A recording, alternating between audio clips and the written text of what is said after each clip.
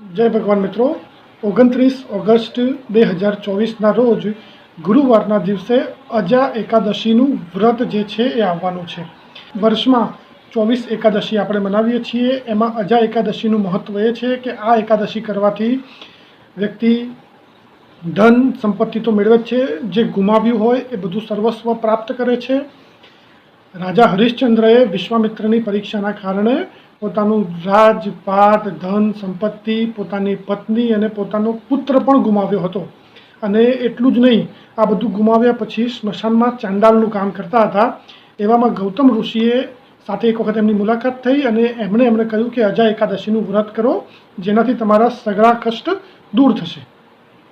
તો આ વ્રત કરવાથી જેમ રાજા હરિશ્ચંદ્રની બધી વસ્તુની પ્રાપ્તિ થઈ, એમ તમે પણ જો સંકટમાં હોય તો સંકટ જે છે આ એકાદશી કરવાથી દૂર થઈ શકે છે.